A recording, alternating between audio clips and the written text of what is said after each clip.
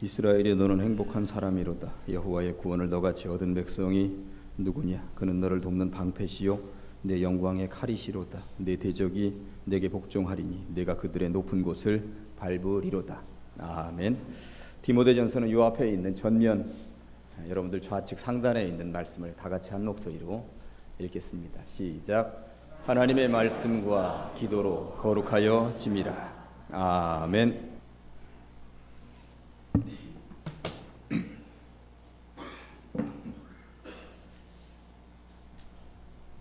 할렐루야. 네, 앞뒤로 옆으로 인사하십니다. 사랑합니다. 축복합니다.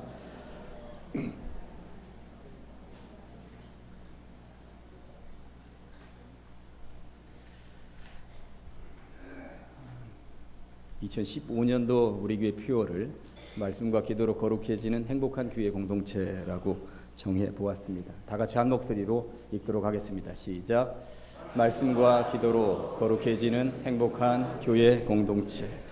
신앙생활을 하면서 우리가 소중하게 여기는 그런 단어들이 아주 집합적으로 잘 들어 있습니다. 말씀이라고 하는 단어, 기도라고 하는 단어, 거룩이라고 하는 단어가 들어 있고요.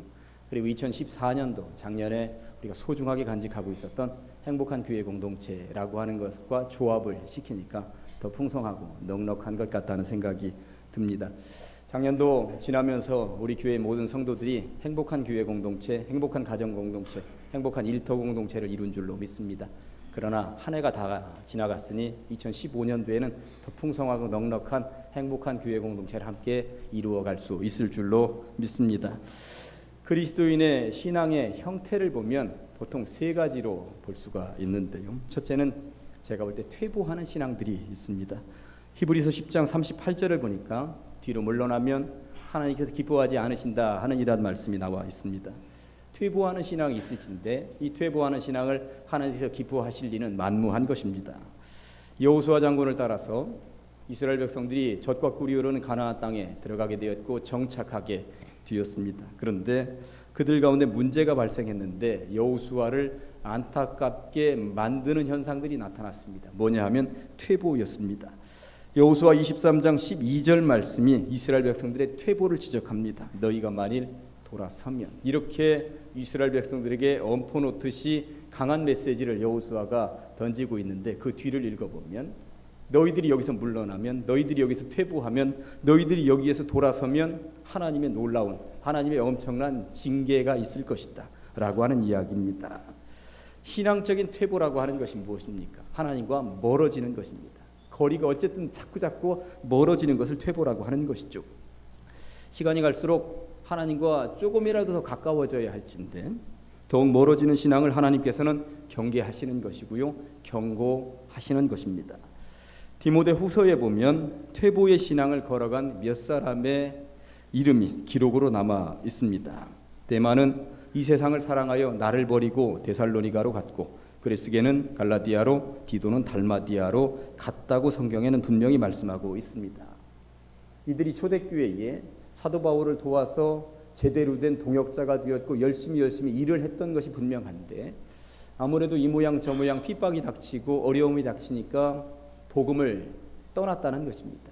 사도 바울을 떠난 것만 가지고 그렇지는 않았을 것입니다. 사도 바울을 떠나서 동역의 관계가 찢어진 것만도 안타까운데 이들이 신앙을 버렸다고 하는 것, 이것이 얼마나 안타까운 상황이겠습니까? 퇴보의 전형적인 사례라고 할 수가 있겠습니다. 그리스도인의 신앙의 형태 두 번째는 정체입니다. 정체가 무엇입니까? 시간이 흘러가는데도 그대로 그 자리에 머물러 있는 것을 정체라고 합니다. 조금씩 나아가는 것도 정체라고 하죠. 명절 때 고속도로에 차가 잘 앞으로 빨리빨리 나아가지 않으면 정체라고 합니다. 주말에 야외로 나들이 갔다가 대전 시내로 들어오는 차들이 천천히 가면 이것도 정체라고 하는 것입니다. 신앙이 늘 제자리인 사람들이 있습니다. 변화가 없습니다. 신앙이 돌처럼 굳어져 있는 것입니다. 요한계시록 3장 15절에 보면 라우디게아 교회가 예수님으로부터 아주 혼쭐이 납니다. 네가 차지도 아니하고 뜨겁지도 아니하도다. 네가 차든지 뜨겁든지 하기를 원하노라. 한마디로 미적지근했다는 말입니다. 미적지근했다는 말은 정체되었다라고 하는 말입니다. 그렇게 정체되어져 있는 신앙인에 대한 하나님의 심판이 얼마나 무서운 메시지로 떨어지는지 여러분들 아십니까? 좀 전에 15절 읽었는데 16절에 이렇게 되어 있습니다. 네가 이같이 미지근하여 뜨겁지도 아니하고 차지도 아니하니 내 입에서 너를 토하여 버리리라. 토해버리겠다라고 하는 말이 표현이 좀 죄송합니다만 1년이 가도 10년이 가도 똑같은 신앙일은 구역질이 난다는 이야기입니다. 쳐다보기도 싫다는 이야기인 것입니다. 주님이 얼마나 정체되어 있는 신앙인을 싫어하는지 아주 분명하게 알 수 있는 성경 구절이라고 할 수 있겠습니다. 그리스도인의 신앙의 형태 세 번째는 아무래도 성숙이라고 할 수 있을 것입니다. 한 걸음이라도 앞으로 진보하는 것입니다. 작년보다 올해가 다른 것이죠. 10년 전보다는 올해가 다른 것입니다. 어제보다는 오늘이 좀 더 나아 있는 것입니다. 한 걸음이라도 더 앞으로 나아가는 신앙을 하나님께서 얼마나 기뻐하시겠습니까? 우리 교회가 표어로 정한 성경 구절이 디모데전서 4장 5절이겠습니다만 디모데전서 4장의 뒷부분에 15절을 읽어보면 이렇게 되어 있습니다.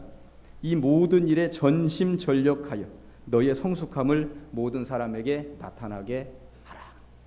이 모든 일에 전심전력하여가 무엇입니까? 온 몸과 온 마음과 정성을 다 해서 한번 힘써보자라고 하는 이야기인 것입니다. 그렇게 할 때에 앞으로 한 발짝이라도 더 나아갈 수 있다는 것이죠. 이것이 바로 성숙이라고 성경은 분명하게 말씀하고 있는 것입니다. 오늘 본문 디모데전서 4장 5절 말씀은 우리가 성숙한 신앙인이 되기 위하여 하나님의 거룩을 닮아야 한다고, 특히 말씀과 기도를 통하여서 거룩해져야 한다고 힘주어서 강조하고 있습니다. 여러분들의 신앙을 한번 뒤돌아 보시기 바랍니다. 퇴보하는 신앙입니까? 아니면 늘 그냥 그대로 머물러 있는 정체 신앙입니까? 아니면 하루가 다르게 1년이 다르게 성숙하면서 나아가는 신앙입니까? 셋 중에 하나일 것입니다. 셋 중에 하나일 것입니다. 레위기 19장 2절 말씀을 보니까 하나님께서 이스라엘 백성들에게 강하게 던져주는 메시지가 있습니다. 너희는 거룩하라. 이는 나 여호와 너희 하나님이 거룩함이니라. 그런데 여기 한 번만 이렇게 말씀하시는 것이 아니라 구약 성경에 거룩하라는 말씀이 당신의 거룩성에 대해서 수백 번이 나옵니다. 그 중에 몇 가지만 예를 들어보면 나는 너희의 하나님이 되려고 너희를 애굽 땅에서 인도하여낸 여호와라. 내가 거룩하니 너희도 거룩할지어다. 이스라엘의 찬송 중에 계시는 주여, 주는 거룩하시니이다. 성경은 거듭거듭 하나님은 거룩하신 분이라고 밝히고 있는데 이 거룩이 무엇일까? 제가 한번 공부를 좀 해본 거예요. 거룩이 무엇인지도 모르고 주님은 거룩합니다 이렇게 얘기할 수는 없는 거잖아요. 성경을 통해서 제가 연구를 해보니까 하나님의 거룩성이라고 하는 것은 세 가지로 얘기할 수 있겠다 하는 생각이 들었습니다. 첫째는 정결함이고, 두 번째는 온전함이고, 세 번째는 위대함입니다. 정결한 하나님, 온전하신 하나님, 그리고 위대하신 하나님입니다. 하나하나 살펴보면 하나님의 거룩성이라고 하는 것은 정결함입니다. 하나님의 정결함이라고 하는 것은 깨끗하신 분이다. 더러움이 하나도 없는 분이다. 이런 의미를 담고 있는 것입니다. 하나님의 정결함이라고 하는 것은 더러움이 없는 하나님의 완벽한 깨끗함이라고 할 수가 있는 것이죠. 이것을 따르라고 하는 것입니다.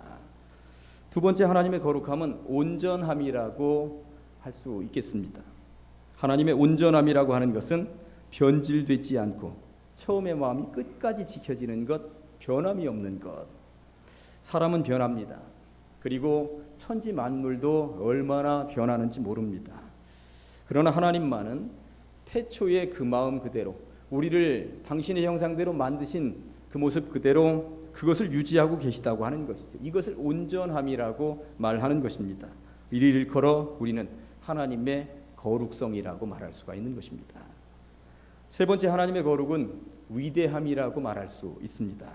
하나님의 위대함이라고 하는 것은 천지 만물을 창조하시고 독생자를 보내셔 인류를 구원하시기까지 모든 일을 진두지휘하신 하나님만이 하실 수 있는, 정말 하나님만이 하실 수 있는, 도저히 사람으로서는 따라잡을 수 없는 그 높고 높은 경지의 그 위대함이라고 할 수 있는 것입니다. 살펴본 것처럼 하나님의 거룩성이라고 하는 것은 하나님의 정결하심, 하나님의 또 온전하심, 하나님의 위대하심, 이것을 말하고 있는 것입니다.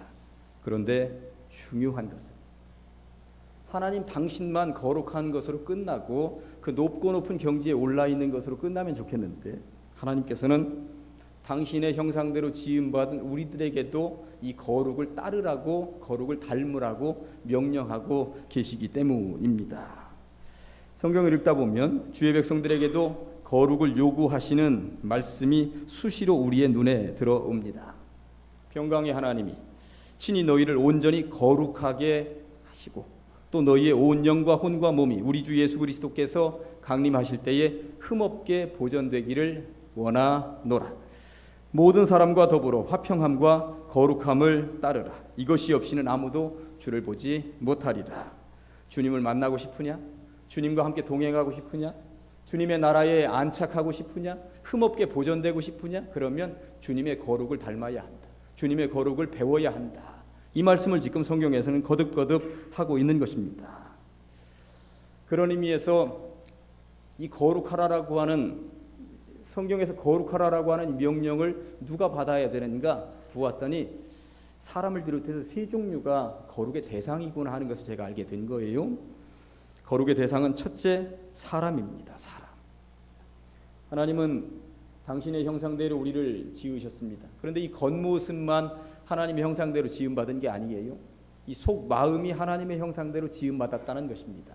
성품, 하나님의 본질, 거룩성, 복된 것, 아름다운 것, 이것들이 하나님의 형상대로 지음받았다라고 하는 이야기인 것입니다.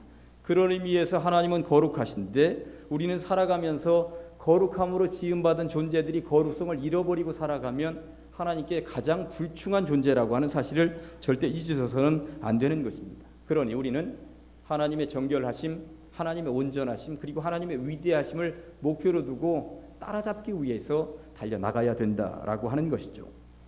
시편 29편 2절 말씀은 이렇습니다. 여호와께 그의 이름에 합당한 영광을 돌리며 거룩한 옷을 입고 여호와께 예배할지어다. 그의 이름에 합당한 영광을 돌리기 위하여서 거룩한 옷을 입고 여호와께 예배해라. 그렇다면 우리가 전부 다 지금 예배하러 왔는데 거룩한 옷을 어떻게 입어야 할까요? 거룩이라고 하는 옷이 어디에 있는가? 그런 브랜드가 있는가? 생각을 해보면 거룩이라고 하는 옷의 브랜드를 어디서 찾을 수가 없습니다. 그런데 성경을 자세히 읽어보면 있습니다. 로마서 13장 14절을 통해서 사도 바울은 로마 교회에 편지를 써보내면서 이렇게 말하고 있습니다. 오직 주 예수 그리스도로 옷 입고 정욕을 위하여 육신의 일을 도모하지 말라. 예수 그리스도의 그 옷을 입는 것이 거룩의 옷을 입는 것이라고 성경은 분명하게 말씀하고 있다는 것입니다. 예수 그리스도의 옷을 입는다는 것은 무엇일까요? 겨울이기 때문에 대부분 두꺼운 옷을, 그리고 어두운 색깔의 옷을 주로 입고 오셨습니다. 그런데 성경에서 말씀하고 있는 것은 우리가 입는 이 옷은 무슨 질감이나 색채를 말씀하고 있는 것이 아니죠. 예수 그리스도를 마음에 제대로 새기고 와서 예배하는가? 예수 그리스도의 이름으로 구원받고 이끌림받아서 안내받아야만 천국으로 안내되어진다라고 하는 것을 제대로 믿음으로 와서 예배를 하고 있는가? 이것이 중요하다는 것입니다. 사랑하는 가장제일교회 성도 여러분, 예수로 옷 입으시기를, 그래서 하나님이 원하시는 산제사로 예배하시기를, 그래서 하나님의 거룩성을 닮으시기를 간절히 축원합니다. 사람은 하나님의 거룩의 대상 첫 번째입니다. 하나님께서 말씀하시는 거룩의 대상 두 번째는 그럼 무엇일까요? 장소입니다. 장소. 구약 성경을 읽어보면 거룩한 곳은 두 군데였습니다. 하나는 하나님이 계신 저 하늘 천국이죠. 그리고 두 번째는 거룩한 장소 성전이었습니다. 오늘날 예루살렘에 가보면 솔로몬이 지었던 그 성전이 그대로 남아있지 않습니다. 성전은 없습니다. 그런 의미에서 오늘날 우리가 예배드리는 이곳이 거룩한 곳입니다. 이곳에 주님께서 임재하시고 이곳에서 우리가 예배드릴 때에 주님을 만날 수 있는 줄로 믿습니다. 그런 의미에서 이곳을 얼마나 거룩하게 여길 것인가, 예배드리는 이곳을 얼마나 거룩하게 만들 것인가, 이것이 중요한 것입니다. 예배드릴 때 예배에 활용되어지는 모든 것들도 다 거룩하게 여기는 것, 예배를 집리하는 사람도 거룩하게 여기는 것, 예배 때 우리가 드리는 헌금도 거룩하게 여기는 것, 이것들이 중요한 것입니다. 구약시대에 제물을 하나님 앞에 드릴 때에 이 제물들은 특별히 구별하고 구별했습니다. 왜 구별했을까요? 그 제물을 하나님의 식사라고 여겼기 때문에 그렇습니다. 옛날 임금들이 받는 식탁을 수라상이라고 했죠. 특별한 재료를 가지고 특별한 요리사가 특별한 절차를 거쳐서 차린 밥상을 임금님 앞에 내놓게 되었던 것입니다. 세상의 왕들을 위해서도 이렇게 준비하거늘 우리가 하나님 앞에 예배하는 자세로 드리는 찬양, 드리는 기도, 드리는 예배, 설교, 헌금 어느 것 하나 중요하지 않은 것이 없어야 된다는 것입니다. 특별히 거룩한 곳으로 지정한 이곳에서 예배와 관련된 모든 것은 다 거룩한 줄로 믿습니다. 그런 의미에서 이곳에 올 때도 거룩한 마음으로 예수 그리스도의 옷을 입고 와야 되는 것이고요. 모든 불편한 것들은 다 떨쳐버리고 와서 주님 앞에 예배해야 된다는 것입니다. 단돈 1,000원을 헌금으로 드리더라도 정말로 주님께서 받으실 만한 예물로 준비했는지, 구약시대에 제물 하나를 준비하더라도 정말 정성을 기울이고 가려 뽑은 짐승을 준비했듯이 단돈 1,000원 한 장도 정성을 기울여서 드리는 제물이라고 생각을 하면서 드리는 것, 이것이 이곳을 거룩하게 여기고 준비하는 마음이라고 하는 것입니다. 장소를 주님께서는 거룩하게 여기셨습니다. 하나님께서 말씀하시는 거룩한 대상 세 번째는 무엇이냐면 시간입니다. 시간. 하나님께 드리는 이 시간, 여러분들의 거룩성에 대한 점수를 한번 매겨보시면 좋겠습니다. 하나님은 안식일을 거룩하게 만드셨고요. 하나님 안식일은 창조 질서이며 하나님께서 모든 인류에게 선물로 주신 가장 복된 선물 중에 하나입니다. 그렇게 거룩하게 창조하신 이 거룩한 날을 우리는 어떠한 마음으로 이 자리에 지금 앉아 있는 것입니까? 예레미야 1장 10절 말씀을 보니까 이렇게 되어 있습니다. 보라, 내가 오늘 너를 여러 나라와 여러 왕국 위에 세워 네가 그것들을 뽑고 파괴하며 파멸하고 넘어뜨리며, 그러니까 무언가를 뽑아낼 것들, 파멸할 것들, 부서뜨릴 것들이 분명히 있다는 거예요. 그런 다음에 그곳에 뭔가 뽑아낸 그곳에 건설하고 심게 하였느니라. 굉장히 중요한 말씀입니다. 하나님께서 예레미야를 세우신 목적이 두 가지라고 하는 것인데, 하나는 뭔가를 뽑아낼 목적이라고 하는 것이고, 두 번째는 그곳에 뭔가를 세우실 목적이라고 하는 것입니다. 그렇다면 이제 우리는 이 시간 주님 앞에 예배 드릴 때에 예배를 방해하는 것들, 뽑아낼 것들이 무엇인가? 예배를 제대로 드리기 위하여 내 마음속에 간직하고 있어야 하는 것은 무엇인가? 심을 것은 무엇인가? 고민하셔야 된다는 것입니다. 하나님은 예레미야를 통해서 그렇게 하기를 원하셨던 것처럼 수천 년이 흐른 오늘날 우리들이 예레미야 선지자를 통하여서 말씀하셨던 것처럼 그대로 행하기를 원하고 계시다는 것입니다. 제가 이제까지 설교한 것을 중간 정리를 한번 해드리도록 하겠습니다. 혹여 놓치신 분들은 잘 한번 들으시기 바랍니다. 우리가 신앙생활할 때 신앙의 형태는 세 종류가 있다고 말씀을 드렸습니다. 태보, 정체, 성숙이 있는데 그 셋 중에 어디에 속하는지를 한번 살펴보자라고 하는 것이었고요. 그런데 신앙의 성숙을 위해서 우리 하나님의 거룩성을 닮아야 되는데, 하나님의 거룩성을 담기 위하여서 거룩의 대상은 우리 사람이고, 그리고 이 장소이고, 우리가 드리는 이 예배 시간이라고 말씀을 드렸습니다. 그러면서 저는 이런 생각을 한번 해본 거예요. 거룩이라고 하는 것이 하나님의 성품일진데, 정결하고 온전하고 그리고 위대하다라고 하는 하나님의 성품일진데, 그렇다면 우리도 하나님을 닮아서 하나님의 거룩성을 담는다고 하는 것은 무엇일까? 좀 더 쉽게 우리 성도들에게 설명할 수 있는 방법은 무엇일까? 이 고민을 이제 제가 해본 거죠. 그러다가 제가 내린 결론이 하나 있습니다. 거룩은 뭐다? 신학자가 얘기한 것도 아니고, 큰 교회 어디 서울의 대형교회 목사님들이 얘기한 것도 아니고, 제가 내린 결론은 거룩은 집중입니다. 거룩은 집중입니다. 5만 가지 생각이 다 왔다 갔다 하는 이 예배 시간에 우리들의 머릿속에 오직 주만 바라보나이다 하는 것이 바로 거룩이라고 하는 것입니다. 말들이 경주하는 경마장에 가보면 말 눈에다가 이렇게 뭔가를 씌워놨습니다. 씌워놓은 이유는 하나입니다.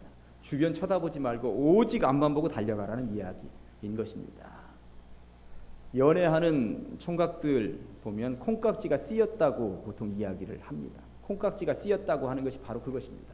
여기 뭔가 씌어가지고 다른 거 하나도 안 쳐다보이는 것입니다. 주변은 다 안개 처리가 되어서 흐려지고 그 여자만 보이는 것, 이게 바로 연애할 때 콩깍지가 쓰였다고 하는 것입니다.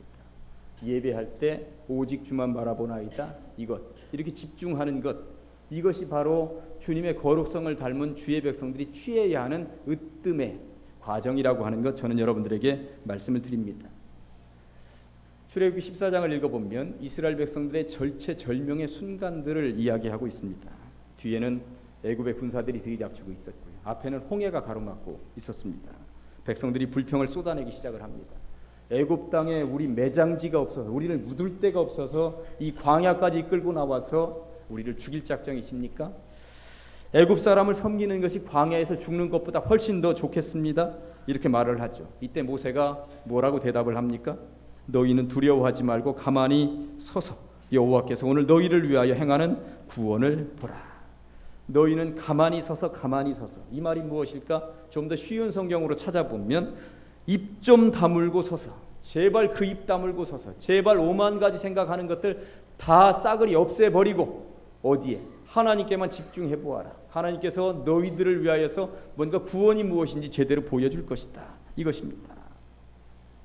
예배 시간에 하나님께 집중한다 하지만 우리 머릿속에는 오만 가지 생각이 다 왔다 갔다 합니다. 다양한 생각들이 우리 머릿속을 지배하고 있는 것입니다. 그러나 때로 예배 드릴 때 말에게 뭔가 쓰여져 있듯이, 콩깍지가 쓰여져 있듯이 주님께만 집중할 수 있는 그러한 거룩을 배우시기를 간절히 축원합니다. 하나님께서는 우리가 하나님의 거룩성을 닮을 수 있도록 하나님께만 집중할 수 있는 두 가지 직통 코스를 선물로 주셨습니다. 무엇일까요? 하나는 말씀이라고, 다른 하나는 기도라고 오늘 본문이 분명하게 말씀하고 있습니다. 이 두 가지에 전심전력하면 우리는 신앙의 진보, 성속을 맛볼 수 있다고 성경은 분명하게 말씀하고 있는 것입니다. 솔직하게 말씀드려서 우리가 신앙생활하면서 주님께 집중할 수 있는 방법들이 다양하게 있겠습니다만 이 말씀과 기도만큼 주님 앞에 집중할 수 있도록 우리를 이끌고 안내하는 다른 요소가 있으면 저에게 말씀 한번 해줘 보십시오. 하나님의 말씀과 기도에 대한 여러분들의 상태는 그렇다면 다시 묻습니다. 몇 번이십니까? 1번 퇴보, 2번 정체, 3번 성숙. 거룩하신 하나님은 정결하시고 온전하시고 위대하시기 때문에 우리 사람을 향한 마음이 변함이 없이 완벽하시겠습니다만 우리는 늘 바뀝니다. 물렁해지게 마련입니다. 물렁해진다라고 하는 말은 정체되어지다가 퇴보한다는 말입니다. 어떻게 하실까요? 신앙의 진보를 위하여 나의 예배를, 나의 신앙을 방해하는 것들이 있다면 뽑아버리셔야 합니다. 신앙에 도움이 안 되는 목록들을 작성하셔서 뽑아내 버리셔야 합니다. 마치 김유신이가 기생집으로 자기를 안내하는 말의 목을 잘라버리듯이, 이제 도박을 끊겠다고 하면서 손가락을 잘라버리듯이, 운동선수들이 더 이상의 패배는 없다며 머리를 깎고 삭발을 하듯이 아니다 싶은 것이 있으면 과감하게 버릴 때가 분명히 있어야 한다는 것입니다. 그러한 결단들이 이 연초에 여러분들의 마음에 분명히 있으시기를 간절히 축원합니다. 그리고 그렇게 버리신 자리에 이제 새로운 무엇인가를 심으셔야 하지 않겠습니까? 저는 일사운동을 제안합니다. 이 네 가지를 올해는 꼭 실천해 보시면 좋겠습니다. 다음 주부터 주보에 게재하려고 합니다. 1성경, 1기도, 1봉사, 1전도. 한 번씩 성경, 한 번씩 기도, 한 번씩 봉사, 한 번씩 전도의 자리에 더 나오시면 좋겠다고 하는 것입니다. 첫째로 말씀의 자리로 서둘러 나오시면 어떨까요? 제가 지난주에 1년간 제가 설교할 성경 본문과 설교 제목을 여러분들에게 나누어 드렸습니다.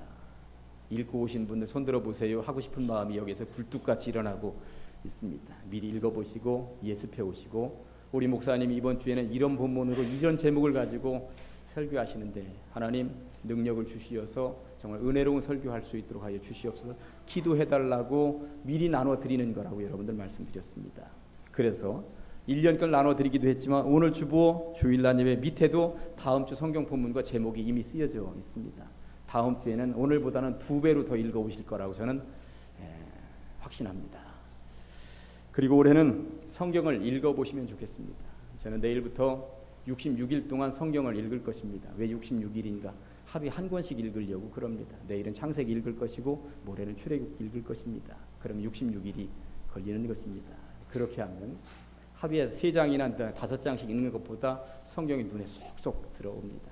그러한 결단들이 한 번씩은 필요하지 않을까 하는 생각을 해보는 것입니다.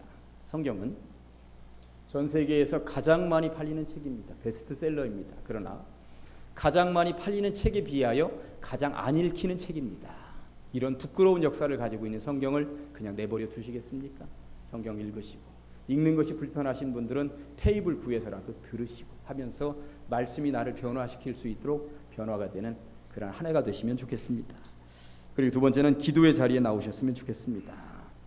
다양한 기도 프로그램에 젊으신 분들 새벽 기도에 나오기 힘드신 거 제가 다 압니다. 그러면 금요 기도회라도 나오셔야 됩니다. 나오셔서 기도하시는 여러분들 되시면 좋겠습니다. 기도회는 새벽 기도회도 있지만 수요 기도회도 있고 금요 기도회도 있습니다. 어떤 기도회든지 나오셔서 우리 교회가 기도로 부흥한다, 기도로 달라지고 있다 하는 모습들을 여실히 보여줄 수 있는 교회가 되었으면 좋겠다 하는 것입니다. 봉사의 자리로도 한 발짝 나오시면 좋겠습니다. 우리 찬양대나 교사만 봉사하는 것이 아닙니다. 주방이나 차량만 봉사하는 것이 아닙니다. 주일날 저는 무슨 봉사를 해야 될지 모르겠어요. 그러십니까? 주일날 예배와 오후 찬양 예배 그냥 마당 한 바퀴 휙 둘러보는 것입니다. 담배꽁초 하나 주우셔도 되고요. 떨어져 있는 휴지 한 조각 주우시면 이게 봉사의 시작인 것입니다. 화장실 가셨는데 나오다 보니까 거울에 무슨 티가 하나 묻어 있으면 그거 하나 지우는 것으로부터 출발하는 것은 봉사의 시작인 것입니다. 교회 직원들 뭐 하는 거야? 이것도 치우지 않고 그것은 누군가가 치울 것이 아니라 본인이 치우라고 눈에 띄었다라고 보시면 틀림이 없는 것입니다. 그렇게 한 발짝 한 발짝 봉사의 자리로 나오시면 좋겠습니다. 그리고 2015년도에는 전도 한 명씩 꼭 하셨으면 좋겠습니다. 2014년도를 마무리하면서 우리 교회 전도왕 선물을 좀 해볼까 하면서 교역자들하고 사무실에서 명단을 뽑았는데 전도왕을 드릴 수 있는 사람이 한 명도 없었습니다. 전도한 사람의 이름에 여러분들의 이름을 올려주십시오. 이것보다 더 큰 기쁨이 어디에 있겠습니까? 그래서 올해는 전도하겠습니다. 결단할 때에 우리 교회는 여러분들을 통하여 부흥하기도 하고 온전히 제대로 서갈 줄로 저는 믿습니다. 그리고 덤으로 하나 더, 미래가 소망 있는 교회를 위해서 아직 결단하지 못하셨으면 1만 원 비전 헌금에 꼭 동참해 주셨으면 감사하겠습니다. 정말 미래가 소망 있는 교회를 저 혼자가 아니라 당회원들만이 아니라 온 교우들이 함께 만들어가는 운동에 함께 동참해 주시면 감사하겠습니다. 그런데 말입니다. 이런 설교 시간에 이렇게 설교를 하면서 저는 한편으로 슬프기도 합니다. 허공에 대고 떠드는 소리가 될지도 모르겠다는 생각이 들기 때문입니다. 우리 목사님 새해가 되었으니 또 결단하라고 뭔가 해보라고 저러시는구나. 듣는 채만 할지도 모르겠다 하는 생각이 듭니다. 저는 작년도에도 기도해 보십시다. 그리고 예배 시간에 스마트폰 내려놓으십시다. 예배에는 집중하십시다. 다양한 결단을 여러분들에게 요구했습니다. 얼마나 강조했습니까? 그러나 목사의 설교로 성도들이 하루아침에 변화되지 않는다는 사실을, 목사가 피를 토하며 아무리 소리를 질러도 성도들이 때로 자주 따라오지 않는다는 사실을 저는 저의 1년 목회를 통해서 너무도 빠르게 알아버리고 말았습니다. 그러나 그럼에도 불구하고 저는 여러분들이 듣든 듣지 않든 설교해야만 합니다. 왜냐하면 주의 종 목자이기 때문에 그렇습니다. 아무리 듣지 않아도 아무리 변화가 없어도 저는 제가 목회를 하는 기간 내내 이런 설교를 할 것입니다. 여러분들의 정체나 퇴보를 안타까워하면서 여러분들의 한 발 내디딤을 위해서 기도하며 설교할 것입니다. 왜냐하면 오늘 저의 안타까움은 하나님의 안타까움이기 때문에 그렇습니다. 여러분들이 그동안 나오지 않던 자리에 주님은 이미 나와서 기다리고 계시고요. 여러분들이 모른 채 하는 자리에 주님은 이미 관심을 기울이고 계십니다. 하나님은 왜 그렇게 하실까요? 여러분들을 사랑하기 때문에, 그리고 그분이 그렇게 하는 것이 당연하기 때문에, 그리고 그분은 거룩하신 분이기 때문에 처음과 끝이 동일하시기 때문에 그렇습니다. 하나님의 그 거룩을 닮을 때 표면적으로만 행복한 교회 공동체가 아니라 진정 마음 깊은 곳으로부터 우러나오는 행복한 교회 공동체가 될 줄로 믿습니다. 그런 의미에서 2015년은 내면 깊은 곳으로부터 우러나오는 행복한 교회 공동체의 원년이 될 줄로 믿습니다. 기도하시겠습니다.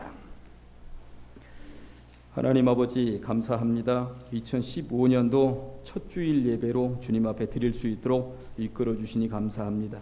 말씀과 기도로 거룩해지는 행복한 교회 공동체를 표방하며 우리가 나아갑니다.